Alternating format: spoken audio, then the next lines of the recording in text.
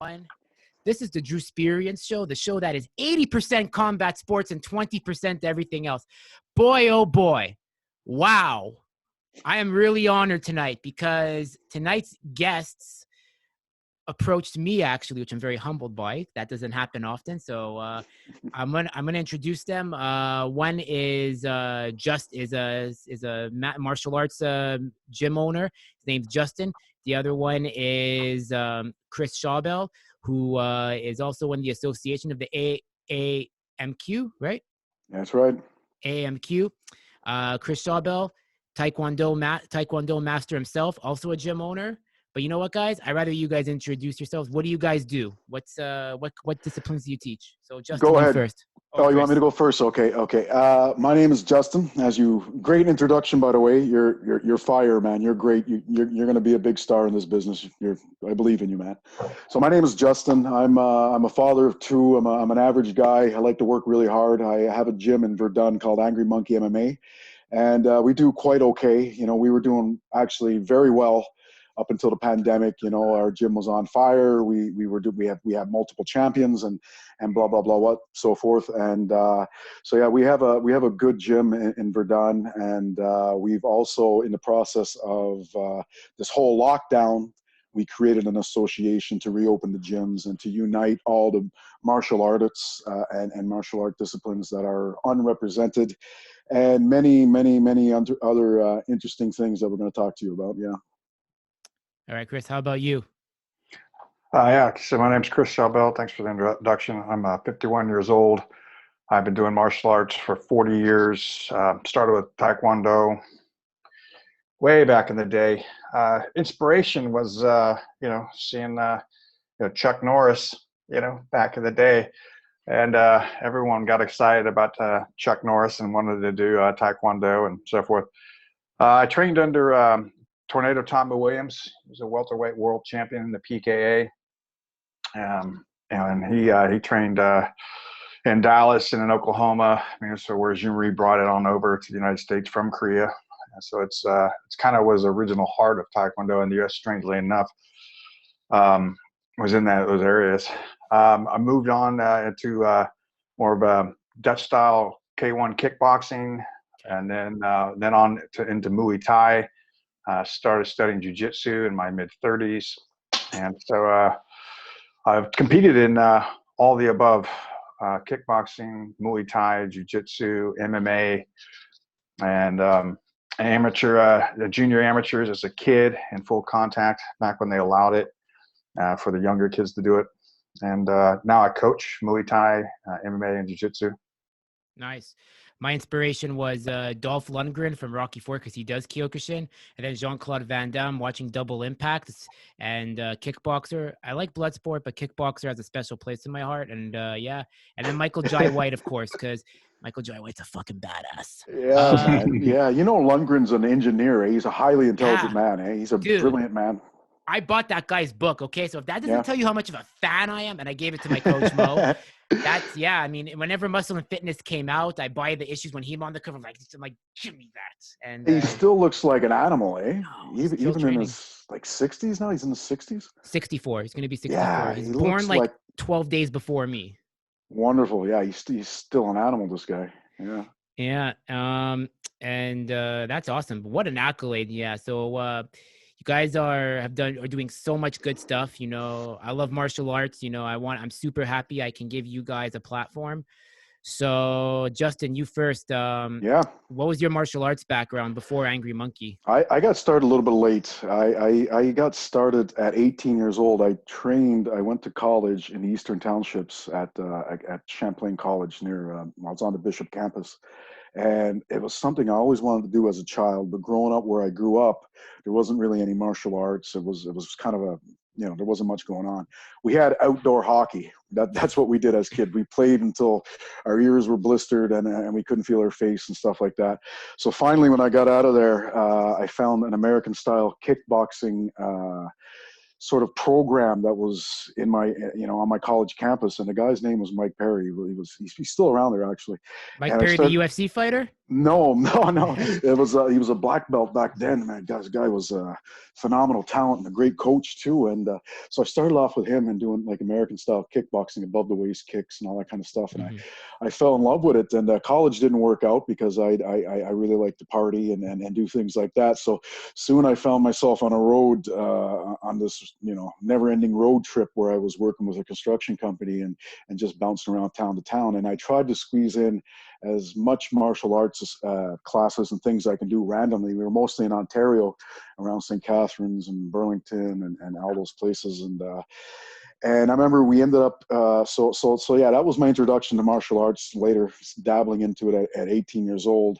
And I kept it up as much as I could, trying different things on the road and things, and finally settled into it in Montreal when I came here in my earlier 20s and really got serious into it. I remember doing my first ever jiu-jitsu class in Barrie, Ontario, like after work. It was this time of year. It was freezing. I couldn't feel my fingers. It was crazy. And I remember, like, you know what? I kept driving by the Georgian Academy of Martial Arts, and it still exists today. And I'm like, this is jiu-jitsu. I got to try this. I've heard so much about jiu-jitsu. I got to get in there. I got to try this.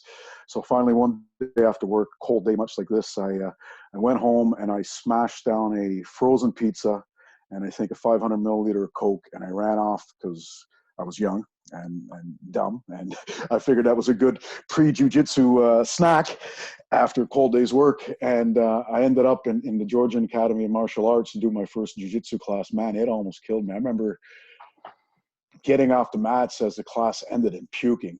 It probably had a lot to do with the pizza and the Coca-Cola, but a lot of my experiences early on was on the road, trying to get classes in wherever I could as I was doing construction. But like I said, settled here in my early to mid 20s and got very, very serious. Did a handful of amateur fights, nothing to brag about, and a handful of grappling tournaments, and it was a good experience. But I kind of knew that I wanted to coach and help other people, and competing at least to a minimum level was a part of that, so that's pretty much my background in martial arts. Yeah. And Chris, you're like oh my God, you just told yours in the intro. Like you've been around, Dallas is a hotspot for martial arts now because it's like kind of the Oh yeah. free zone. You guys ever watch Red Dawn, the old one with Patrick Swayze? Oh yeah. Many times. You remember the scene where they're about to leave the border and it's like, America, there's two Americas now. There's like occupied America and then there's free America. And of course, Texas and Florida are like the free zones. And then California, surprisingly, before it went under, because yeah, I'm not going to get political, but but it's crazy. And Dallas is like a hotspot, man. Like, you got Carlos Machado there. You got there's a few Kyokushin schools there too, but Dallas is more MMA. Yeah. No, you know what? Dallas is more striking. So yeah, there's a Fairtex gym down there. Yeah. Very popular Fairtex gym down there for Muay Thai as well. Yeah. Well, I think it's interestingly enough, one of the biggest impacts MMA has had on MMA itself, specifically has had on martial arts, is the increase of visibility of Muay Thai, because you get all the announcers talking about the Muay Thai, even though MMA Muay Thai is nothing like traditional or even classical golden era Muay Thai, nothing like it at all. But it exposed people to literally the words Muay Thai. Mm-hmm. And then so people would, Muay Thai, who knows? Tons of people went on and Google, found out real Muay Thai. But since MMA came on, there's been this incredible growth in Muay Thai. And of course, that growth also has corresponded with all other martial arts, because people now, like I talked about when the Chuck Norris era was there, and that's now I got people back in the 80s, all in the 70s, all into martial arts, and of course Bruce Lee, of course, as well. But then there was this lag of interest. We have short memories here and short attention spans in North America. And then when the UFC came on, that exposed Pride, which was a better show initially. But then that spiked people's interest in martial arts again. But as far as the spike in growth that happened throughout, Muay Thai actually, ratio-wise, had the biggest spike in growth, and it's because of the exposure actually of MMA, which I thought was really fascinating. Yeah, I think it did the same for jiu-jitsu too in North America.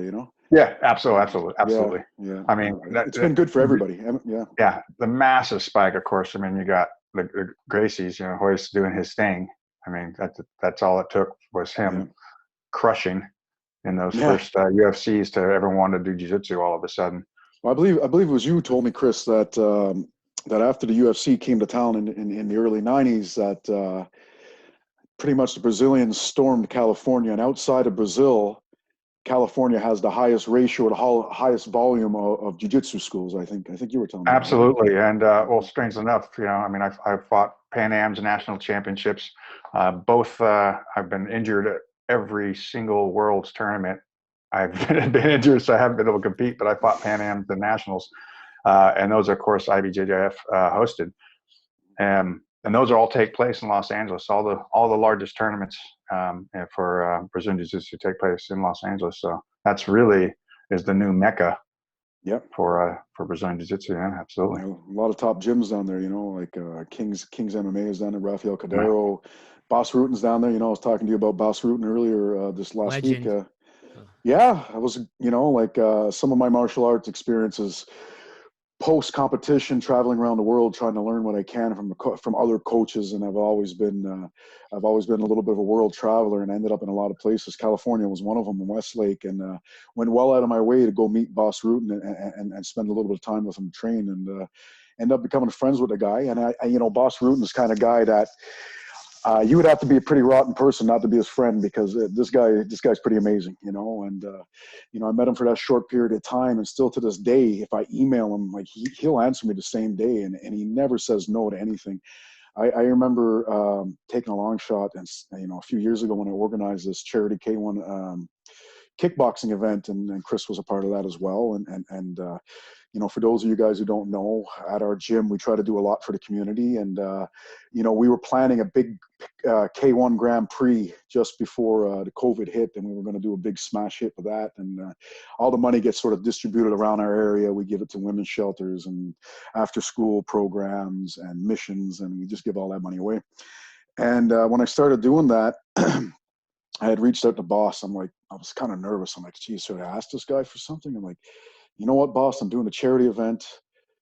If it's not too big a deal, maybe you can record yourself and say, hey, get down and, support this event. And all the money goes back to the community. This guy came up with a big video. He did a whole thing, and he did every charity event after. And he's just an amazing guy, and big heart, and just a wonderful, wonderful guy. So as much as I love him as a fighter, I love him even more as a person as I got to know him a bit. And just recently, even for the AAMQ, at this point, I realized that this guy is out. He's going to help us. So I reached out, and he did another big video about, these guys in Quebec, they're trying to pull together and get their gyms reopened and reunite the community and go out and support them. And you can find that video on the website. So yeah, I traveled the world a little bit, learned from the best, and made some friends that I'm very proud of. I can actually call Boss Ruten a friend. We've had some beautiful, beautiful interactions, and that was a part of what I did. And he even represented the AAMQ. That's awesome, man. And that K1 event you guys were talking about, that was I was at the Infusion one in February. I got a ticket from my friend. Shout out to my friend Franco Palmitano, who has a window company. So if you need windows done, yeah, Franco, I appreciate it. Free ad read there. I went to Infusion, man, and I remember there was Wally, man, your champion, Wally. Wally, you went to that event. I did. Yeah, that was a great event, man. That was a great event. There was a lot of history leading up to that main event, So Wally is 10-1 and 2 no contest. Both of those no contest are from the same opponent. Okay. So there was a big, and this is unheard of. It's unheard of to have a no contest in amateur, let alone 2 no contest in amateur against the same guy. So some really awkward situations. Now his opponent, wonderful guy, his coach, wonderful guy, and we're all friends after all of this. And it was a trilogy that lasted, a couple of years over a few different provinces and whatever and whatnot. In the end, we all have love and respect for each other, and the way it played out was quite interesting. It was quite a build up. So we went to New Brunswick, and there were some illegal blows, and the fight didn't get finished, and it was considered no contest. Then the rematch sort of happened as a heavyweight K1 bout at Fight Quest. And there was some things that sort of broke out in the crowd that was absolutely uncontrollable. It could have happened. Shit. It could have happened at a hockey game. It could have happened at a soccer game. It could have happened in anywhere.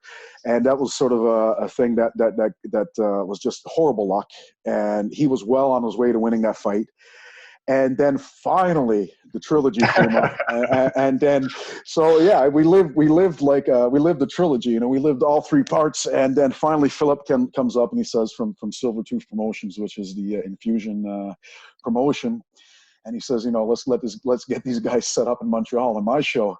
So I'm not going to lie. I mean, we took it very seriously. We had we had something to prove. And when Wally got in that ring, then, Chris will tell you, Chris was part of that process. And when Wally got to that ring, he could have fought all three members at once. Not to disrespect them, but I mean, he was well prepared to fight and just hammer whatever came out in front of him, because we had some unfinished business.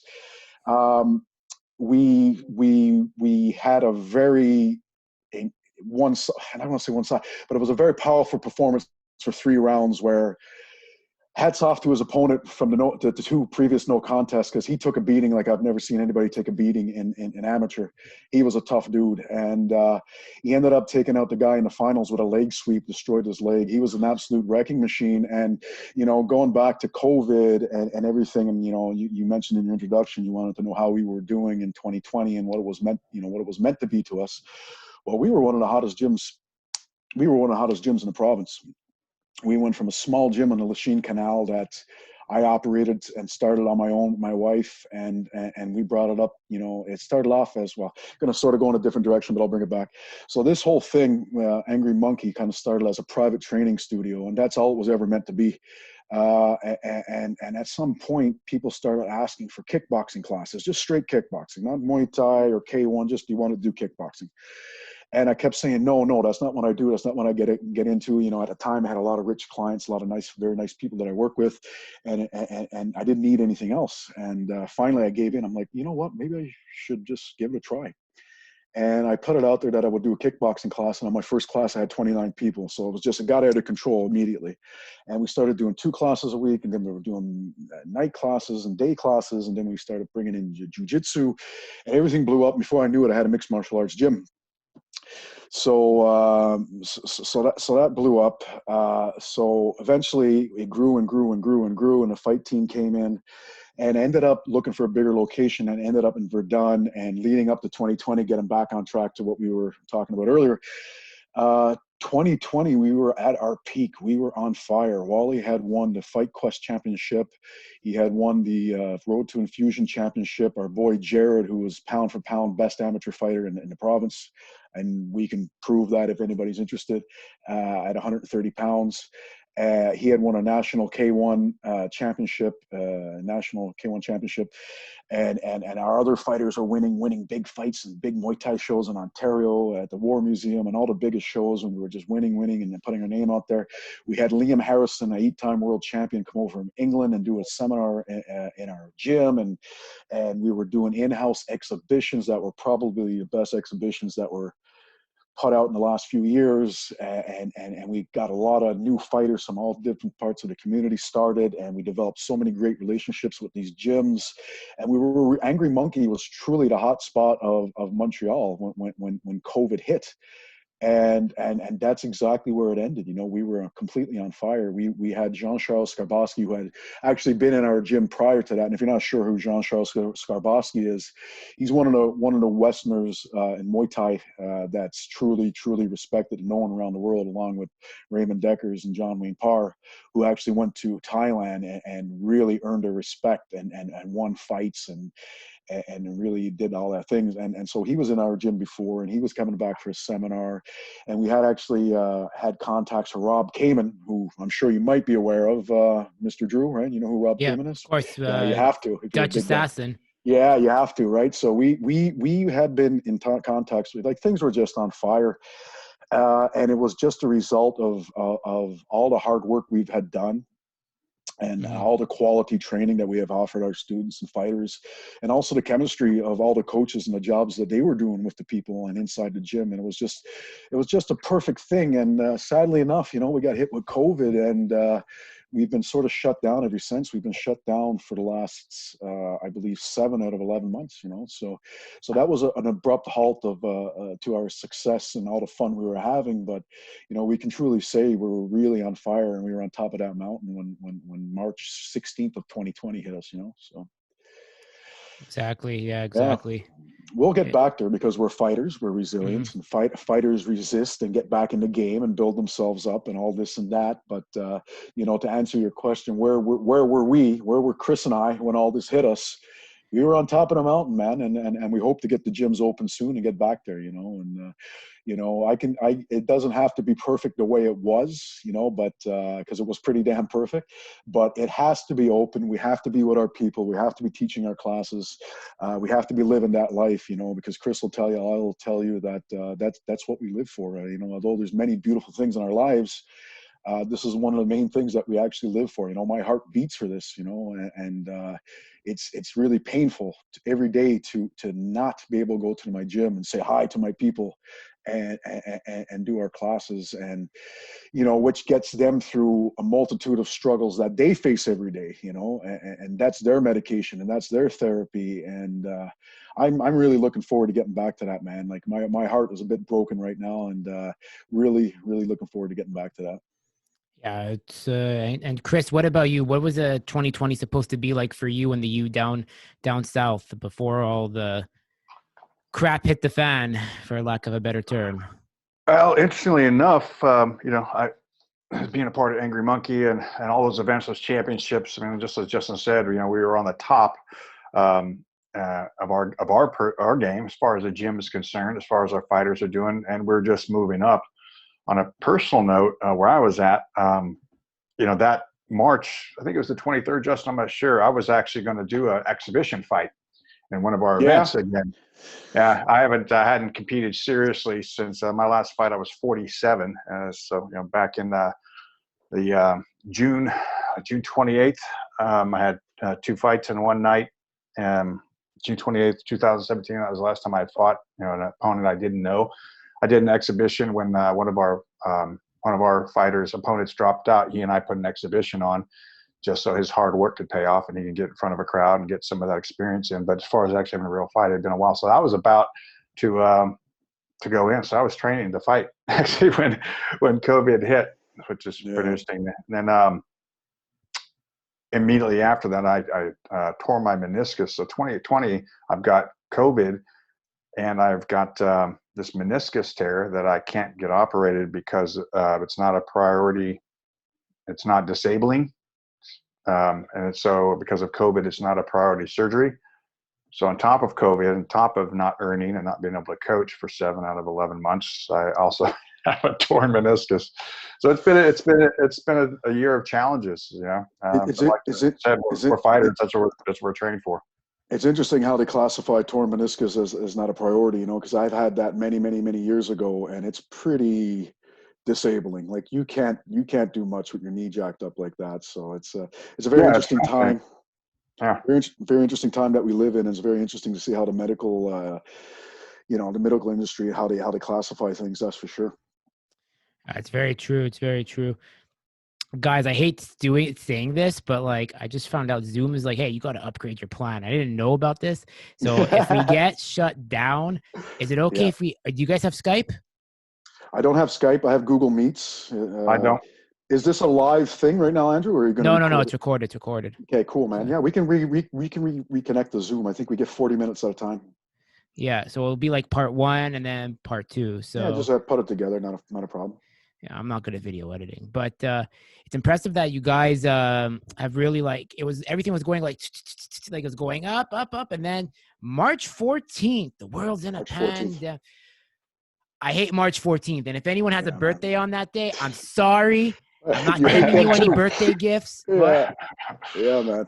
I'm not giving you birthday gifts because that was a very infamous day that will probably be in us until we die for this generation. Because the World Health Organization announces COVID as a pandemic, and at first everyone is like, it's like, ha ha. It's like, what's a pandemic? Oh, okay. Yeah, but everyone's at work, and at 5 p.m. they come home, they see pandemic. Everyone's like going balls off the wall.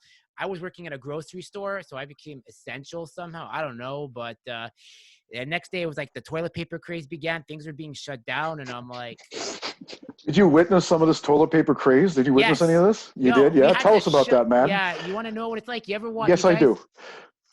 You guys want to know what panic buying is like when you work Yes, in a I do. grocery store? You guys really want to know? Okay, I'll tell you. Yes, tell us, please. Okay. So it's like basically people are trying to storm in from the front exit, and then from one side, it's kind of like trying to stop a horde of zombies in The Walking Dead or Night of the Living Dead, and from getting the toilet paper and all the non-perishables. Like we had to close the store to bring out like pallets of like toilet paper and like non-perishables. Like we had to close the store, tell people, hey, we've been ransacked already, but just come back in an hour. And then people were shoving each other. Like I was off that day. They called me in and I was like, I'm not going in. I said, I'm sick. That's it. I'm done. Strange times, man. What a strange year, huh? What a strange year. You know, the highlight of it, if there's any, you know, of course there is, if you have a positive attitude, you know, you try to find the silver lining in anything, you know, and one of the things that Chris and I and three other guys took on was, okay, we're locked out of our own businesses that we worked so hard to build. We cannot see the people that we've grown to love and train every day. But you know what? Our whole industry has a whole slew of things that have to be fixed. Even pre-COVID, there was many things that had to be fixed. So our silver lining was getting together and addressing some of these things that we couldn't particularly address when we were running our classes and training our fighters and doing stuff. So we made certainly good use of our time. I believe it was early June, maybe mid-June. I have the number June 3rd in my head. I created a Facebook page and I said, you know what, as an idea I sort of had in my head for years, and of how to unify everybody and get everybody together, the promoters, the industry, the federations, and everybody like that, and just get everybody working on one page and working together in a unified movement, and just having more events and more fighters and just all that kind of stuff. And it never materialized because when you're working at a gym, it's just nonstop. It's just 15-hour days, 6 days a week usually. I don't want to interrupt, but like, because it's going to end. So the first part of the recording, so give it about like a minute or two for it to load up, and then I'm going to resend you guys the link. And we'll continue part two. Does that work for you guys? Yeah, sounds good. No problem. All right. Once again, I'm really sorry about this. Oh, no worries. Thank you. Right. We'll see you in a minute. No problem. Man.